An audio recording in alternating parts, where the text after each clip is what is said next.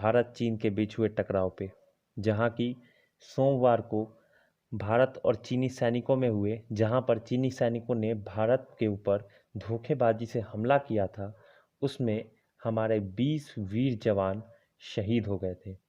हालांकि चीन को भी बहुत भारी नुकसान उठाना पड़ा था और सूत्रों की माने तो उसके 43 जवान हताहत हुए थे। हमने अपने वीर जवानों को नम आंखों से अंतिम विदाई दी है और सभी ने यह प्रण किया है कि अब चीन को सबक सिखाया जाएगा। इसको लेकर आगे अपडेट्स क्या है, हम पहले आपको ये बता देते हैं। इसको लेकर भारतीय नौसेना ने समुद्र में अपने गश्त को बढ़ा दिया है। एयरफोर्स हाई अलर्ट पे है।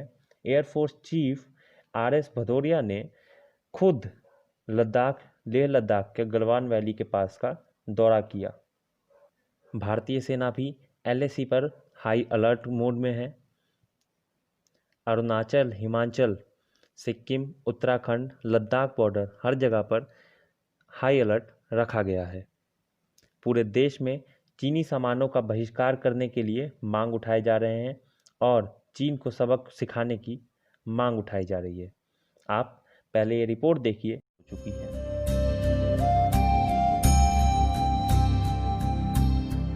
15 जून सोमवार रात का वक्त, जब चीनी सैनिकों ने धोखेबाजी से गलवान घाटी के पेट्रोलिंग पॉइंट 14 पर हमारे वीर भारतीय सैनिकों पर हमला किया। जैसा कि उसने वादा किया था कि वो पेट्रोलिंग पॉइंट 14 से पीछे हट जाएगा, इसी चीज़ को देखने के लिए कर्नल संतोष बाबू जब अपनी टीम के साथ उस चीज़ को कंफर्म करने के लिए गए तो चीनी सैनिक वहाँ पर तब भी मौजूद थे, वो पीछे नहीं हटे थे। और इसी में जब कर्नल संतोष बाबू उनसे बातचीत कर रहे थे, इसी बीच किसी चीनी सैनिकों ने धोखेबाजी से उन पर रॉड से हमला कर दिया। उनकी टुकड़ी की तादाद सिर्फ 20 थी और जो चीनी सैनिकों की तादाद थी वो 1000 के ऊपर थी। पीछे से बिहार रेजिमेंट के 200 के करीब जवान भी उनको बचाने के लिए आए। इसी में हिंसक झड़प हुई, जिसमें कई जवान गलवान घाटी की नदी में ही नीचे गिर गए, जिसमें ठंड के कारण उनकी मृत्यु हो गई और वो शहादत को प्राप्त हुए। और बाकियों पर चाइना ने जो रॉड में कील लगाकर वो लेके आए थे, लकड़ियों में कील लगाकर लेके आए थे, उससे हमला किया, पत्थरों से हमला किया और उनकी हत्या कर दी, उन्हें शहीद कर दिया। हालांकि आपको बता दें कि जवाबी कार्रवाई में हमारे वीर बहादुर जवानों ने, जैसा कि बताया जा रहा है, 43 चीनी सैनिकों भी मार गिराया है। उनकी भी 43 चीनी सैनिकों की हताहत होने की भी खबर है। भारत चीन के बीच मई के शुरुआत से ही लद्दाख बॉर्डर के पास तनावपूर्ण माहौल बना हुआ था। भारत और चीन के बीच पिछले काफ़ी समय से लद्दाख में जारी विवाद अब एक गहरा और कुठित रूप ले चुका था। पूर्वी लद्दाख में भारत और चीन के बीच तनाव चरम पर पहुंच गया था और इसी का कारण था जो ये हिंसा हुई। चीनी सैनिकों ने भारत द्वारा तय की गई एलएसी को पार कर लिया था और पेंगोंग झील गलवान घाटी के पास आ गए थे। चीन की तरफ से यहाँ पर करीब 5000 सैनिकों को तैनात किया गया था। इसके अतिरिक्त सैन्य सामान भी इकट्ठा किया गया था। 53 साल के बाद ये हिंसा हुई है।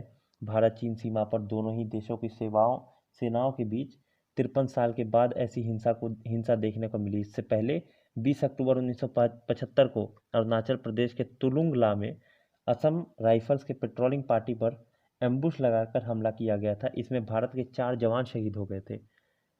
रक्षा मंत्री राजनाथ सिंह ने इसको लेकर बैठक की है। अभी प्रधानमंत्री ने भी सर्वदलीय बैठक की है, जिसमें लगभग सभी विपक्षी दल शामिल हुए थे। गलवान घाटी पर दोनों के बीच जो विवाद शुरू हुआ था, हम वो आपको पहले बताते हैं। भारत और चीन के सैनिकों के बीच 5 मई 2020 को पहली बार पूर्वी लद्दाख क्षेत्र में हिंसक झड़प हुई थी। इसके बाद दोनों देशों के सैनिक 2 बार वापस भिड़े थे। इस विवाद को खत्म करने के लिए सैन्य और कूटनीतिक स्तर पर लगातार बातचीत जारी थी। दोनों देशों के बीच अपने अपने स्तर पर कई बार बातचीत हुई, लेकिन चीन के दोहरे रवैये के चलते सैनिकों की 10 से ज़्यादा बार बातचीत बेनतीजा रह चुकी है।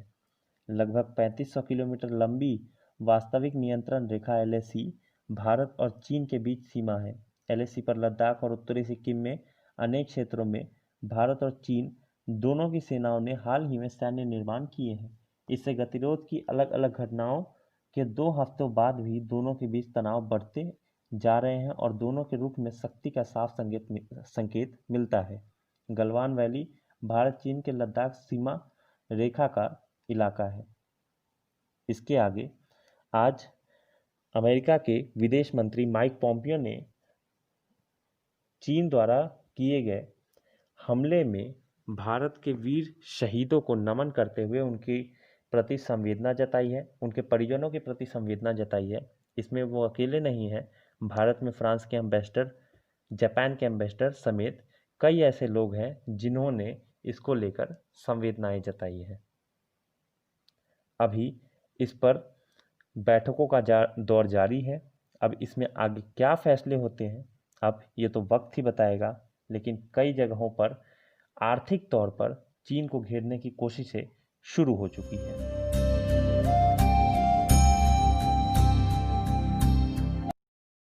आपने रिपोर्ट देखी। अब इसी चीज पर हमसे खास बातचीत के लिए मौजूद हैं सेना से रिटायर्ड ऑफिसर और रक्षा विशेषज्ञ lieutenant general retired Gurmeet Singh ji. Sir, आपका बहुत बहुत स्वागत है हमारे चैनल में। जय हिंद। जय हिंद। बहुत शुक्रिया सर। मेरा सबसे पहला सवाल और सीधा सवाल है कि क्या जो लोग कह रहे हैं कि ये एक मिसअंडरस्टैंडिंग थी या फिर ये सीधा एक वेल प्लान्ड अटैक था? क्योंकि हमने देखा कि जो चीनी सैनिक थे वो लोग प्रोटेक्टिव गियर्स पहन के आए थे जिन पर पत्थरों का, रॉड्स का कोई असर ही नहीं होता है। देखिए, आपका सवाल बिल्कुल सीधा है और इसका जवाब भी बिल्कुल सीधा है कि चाइना और पीएलए ने धोखा दिया है, विश्वासघात किया है। जी सर। और आपने ठीक सवाल किया है कि क्या ये प्रीमेडिटेटेड था, क्या ये प्लान था? Yes, it was premeditated and plan. अगर आप उस दिन की स्थिति देखें, दिन था 15 जून का। जी सर। और उससे पहले आप 6 जून को देखें कि एक लेफ्टिनेंट जनरल लेवल के ऊपर में बॉर्डर पर्सनल मीटिंग किया था। ये अनप्रेसिडेंटेड मीटिंग थी क्योंकि इससे पहले भारत और चाइना के बीच में कभी भी लेफ्टिनेंट जनरल लेवल के ऊपर में मीटिंग नहीं हुई है किसी विवाद को सुलझाने के लिए। तो ये भारत ने बहुत बड़ा कदम लिया था ताकि जो सिचुएशन पैदा हुई थी, और पैदा होने का स्टार्ट पॉइंट क्या था?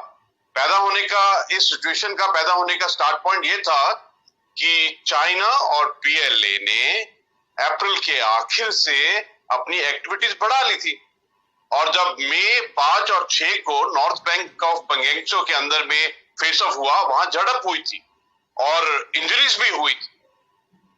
ये तो था बात ईस्ट लद्दाख की। और ठीक उसी समय मई 9 को नॉर्थ सिक्किम में भी 2 पेट्रोल्स के बीच में झड़प हुई नाकुला पास के ऊपर में, और वहां पर भारत के 4 जवान और चाइना के 9 जवानों को चोट लगी। इसके बाद 8 तारीख से ही ईस्ट लद्दाख में चाइना की एक्टिविटीज शुरू हो गई। और इन एक्टिविटी में एक तत्व बिल्कुल सीधा था, वो था कि अग्रेसिव एक्टिविटी, प्रोवोकेटिव एक्टिविटी और डिविजनरी टैक्टिक से काम चल रहा था। उनके जो ट्रूप्स थे वो तिब्बत के अंदर में एक्सरसाइज कर रहे थे, उनको इस इलाके में लाया गया। सैटेलाइट पिक्चरों से बिल्कुल साफ पता लगा कि इन इलाकों के अंदर में, 5 इलाकों के अंदर में उनकी एक्टिविटीज बढ़ी, टेंट्स लगाए, हैवी व्हीकल आए और जो सैनिकों का सामान होता है वो भी आया। तो सबसे पहले तो ये जो स्टार्ट पॉइंट था, ये जो अग्रेसिवनेस था, प्रोवोकेशन था, ये चाइना की तरफ से था, उसमें कोई शक नहीं होना चाहिए। दूसरी बात, ये होते होते जब 6 जून के अंदर में हमने मीटिंग किया, उसके बाद में दोनों साइड ने इकट्ठा डिसाइड किया कि इसके बाद में डीएस्केलेशन करेंगे, डी इंडक्शन करेंगे और डिसएंगेजमेंट करेंगे।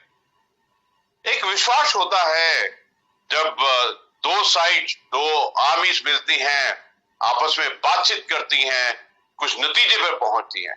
और ये नतीजा सिर्फ आर्मी का नहीं था, उस वक्त डिप्लोमेटिक लेवल के ऊपर में, एम्बेसीज के लेवल के ऊपर में, लीडरशिप के लेवल के ऊपर में, सब लेवल के ऊपर में बातचीत चल रही थी। और 6 जून से 15 तारीख तक मीटिंग्स भी हुई मेजर लेवल के ऊपर में, ब्रिगेड कमांडर लेवल के ऊपर में और बटालियन कमांडर के लेवल के ऊपर में। जो 15 जून का दिन था, उस दिन भी इसी प्रकार मीटिंग हुई। उनको बताया गया कि एक तरफ तो हम बोल रहे हैं डी इंडक्शन और दूसरी तरफ उनका टेंट लगा है। इसी से शुरू हुआ, शाम का वक्त था, अंधेरा था और उसके बाद में ये मैली शुरू हुआ। और पीएलए ने क्या इस्तेमाल किया? डंडों के ऊपर में कीले और बाड़ वायर लगाकर। ये कोई किसी फौज का काम होता है?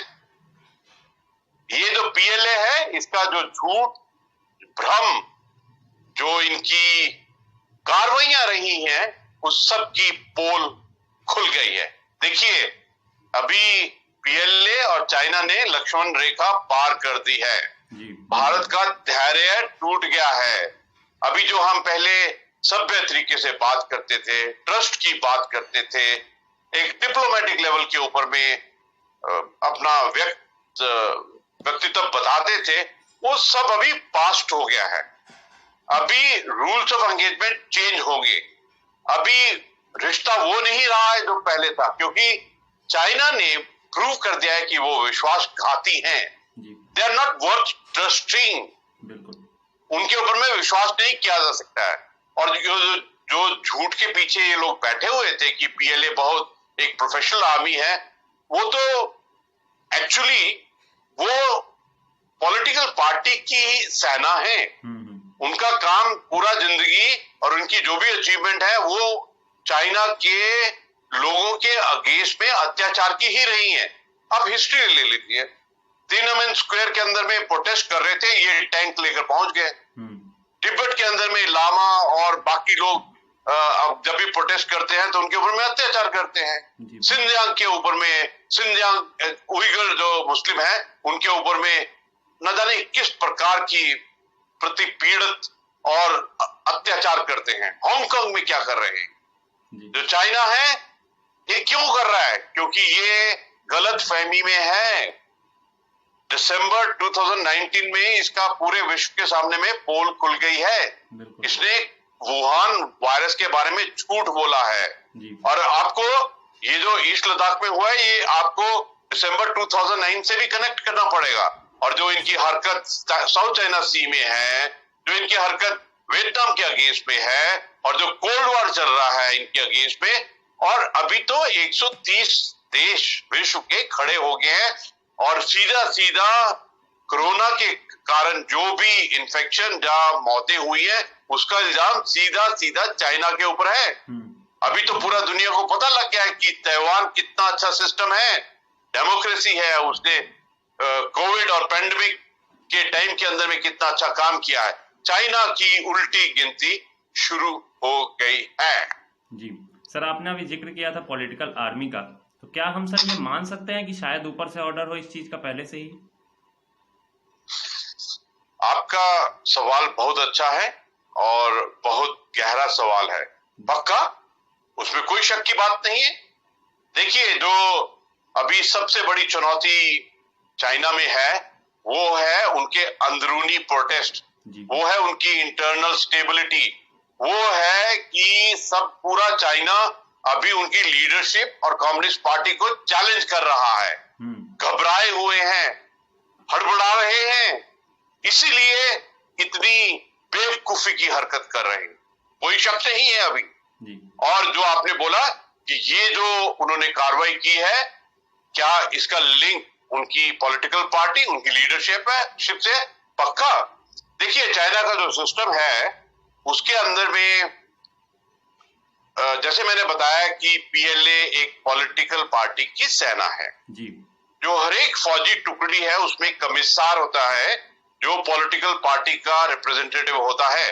तो जो पॉलिटिकल हेड से जो आदेश आते हैं वो सीधा बताता जी। वो मिलिट्री चैनल को भी बाईपास करता है और उसको लागू करते हैं।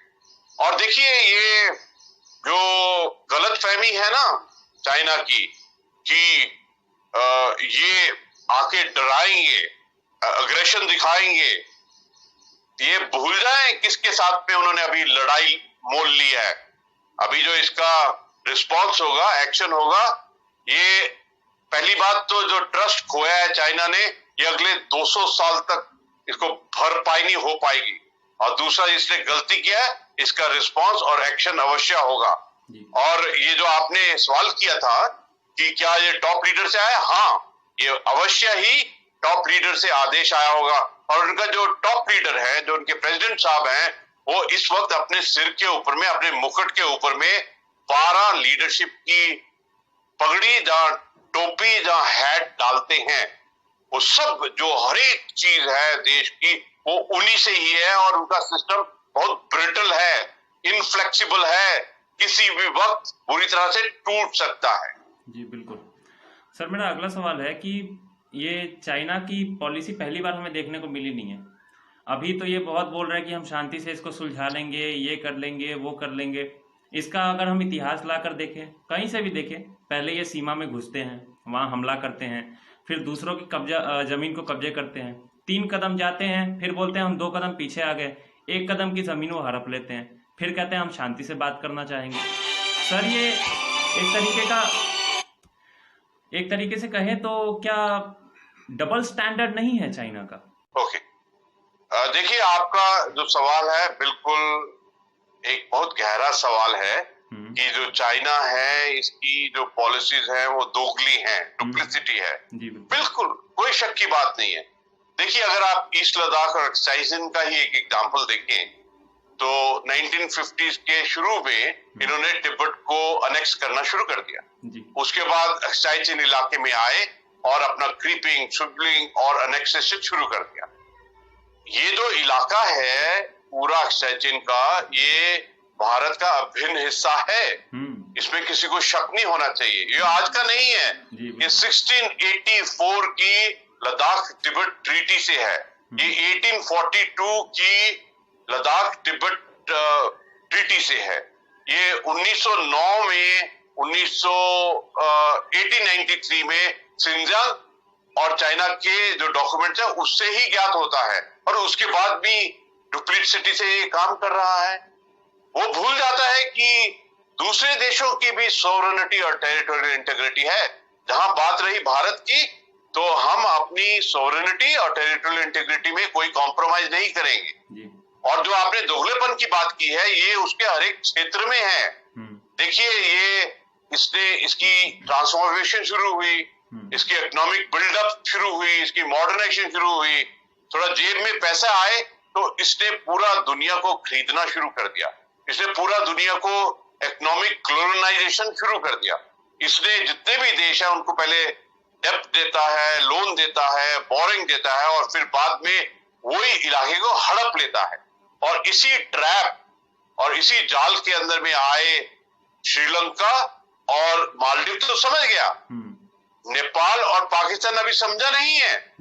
जो चाइना पाकिस्तान इकोनॉमिक कॉरिडोर का ढोंग, जो एक नापाक नीति और नियत है चाइना की, उसमें चाइना ने पाकिस्तान को ट्रैप किया है धोखे में, और पूरे पाकिस्तान को हड़प लेगा, ये पाकिस्तान समझ नहीं रहा है। और जितना चाइना ने लोन दिया अफ्रीकन कॉन्टिनेंट को, साउथ अमेरिका कॉन्टिनेंट को, उसकी ये सब चाल थी। देखिए, स्पेन ने कितना दुख सहा है कोरोना के टाइम के अंदर में, और वहां पर भी इसने क्या किया कि उनको डेब्ट, लोन, बोरिंग देने के बाद में एक एक करके उनका सब चीज हड़पने लग गया। इतना तक कि उनकी ऑपोजिशन पार्टी, उनका बिजनेस, उनकी जगह, उनका हर एक चीज को हड़पने की कार्रवाई करती। तो ये पूरा विश्व समझ गया है कि चाइना डुप्लिसिटी है, चाइना झूठ है, चाइना फ्रेब है, और चाइना विश्वासघाती है, इसमें कोई शक नहीं है। जी सर, मेरा अगला सवाल ये है कि हमारे साथ सर ये पहली बार नहीं हो रहा है। ध्यान से देखें तो 1947 के बाद पाकिस्तान से हम 4 युद्ध लड़ चुके हैं, चाइना से एक युद्ध लड़ चुके हैं, और कई बार चाइना आ चुका है, पाकिस्तान सीज फायर का उल्लंघन करता आया है, हमारे सैनिकों के सर काट कर भी एक बार लेकर गया था।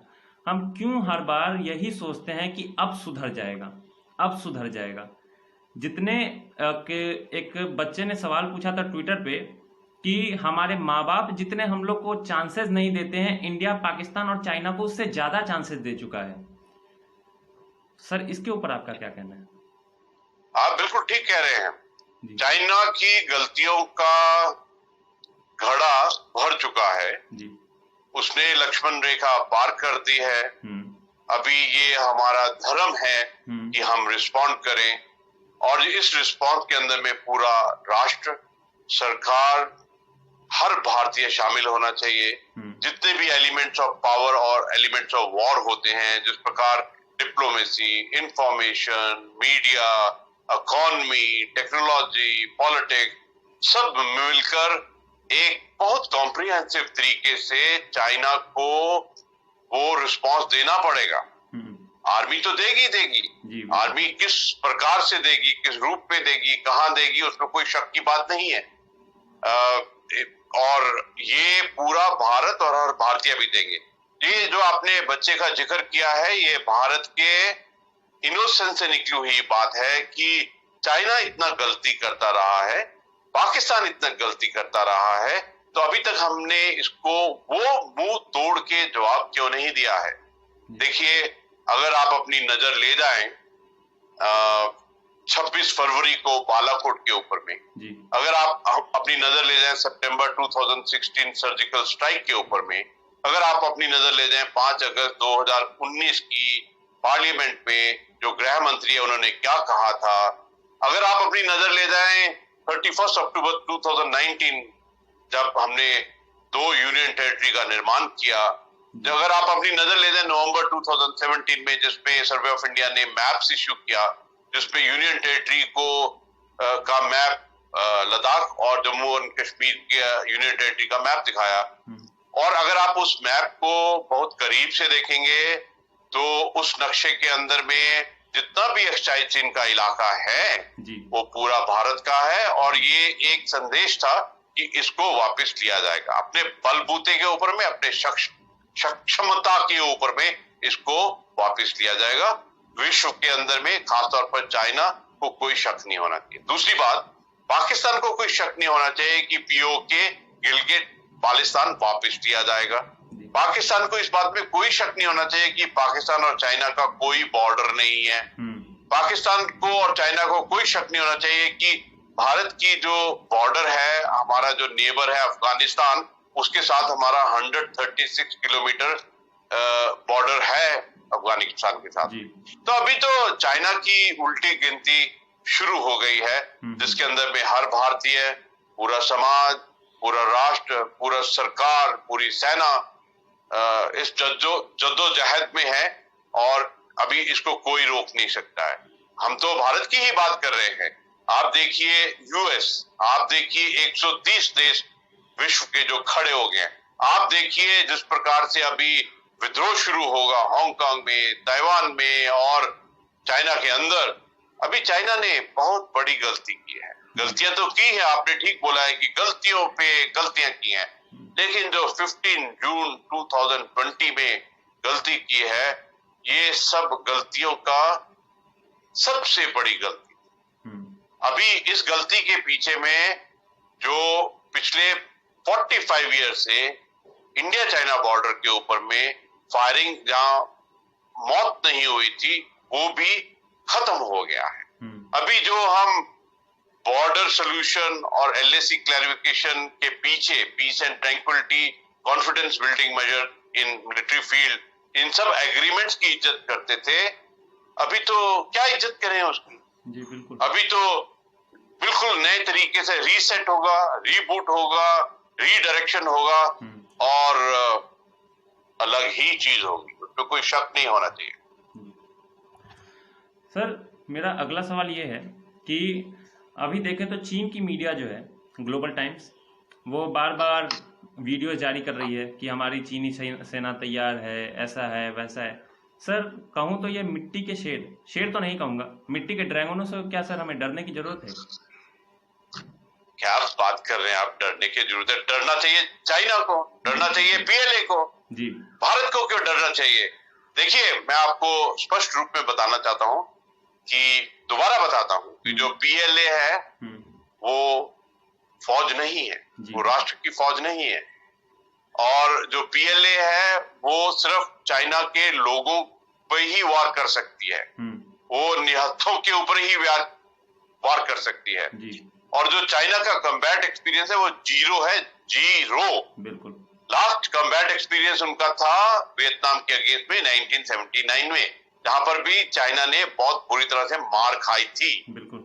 मैं आपको एक किस्सा बताना चाहता हूँ, 2 किस्से बताऊंगा ताकि आपके जहन में और सब भारतीय के जहन में बिल्कुल क्लियर हो जाना चाहिए।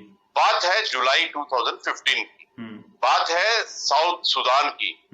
वहां पे एक जगह है जुबा, JUBA, वहां पर चाइना के पीएलए के जो सोल्जर्स हैं वो वहां पे तैनात थे as a UN peace keeping force जी। तो वहां पर उनकी जिम्मेवारी थी एड वर्कर्स की प्रोटेक्शन करना जी। तो 15 जुलाई थी जहां 25 जुलाई थी 2015 की जी। तो जो रेबल्स थे उन्होंने हमला किया और हमला जब हुआ तो चाइना के सोल्जर्स वो भाग उठे, वहां से अपना हथियार छोड़ के भाग उठे जी। 4 दिन गोलीबारी हुई, उसमें चाइना के 2 सोल्जर्स मरे और तब क्या हुआ कि जो इंडियन बटालियन उस इलाके में थी वो आई उनकी सहायता के लिए, उन्होंने आके बचाया चाइना वालों को जी। दूसरी बात, चाइना के लोग क्योंकि कम्बैट एक्सपीरियंस नहीं है तो इधर उधर अपना ज्वाइंट एक्सरसाइज करते रहते जी। और ये लोग रशिया के साथ में एक्सरसाइज करने के लिए गए, अपने टैंक वैंक लेके गए और जब ऑब्स्टिकल आया, जब उनके टैंक पार करने लगे तो उनके जो टैंक का व्हील होता है, बोगी व्हील, वो ही निकल गए।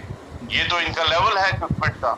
तीसरी बात, मैं चाइना में गया था एक विजिट के लिए, तो वहां पर उनके एक सीनियर ऑफिसर ने मेरे को पूछा कि हमारे जो इंडियन सोल्जर हैं वो जब हाई एल्टीट्यूड पे जाते हैं तो क्या मांगते हैं।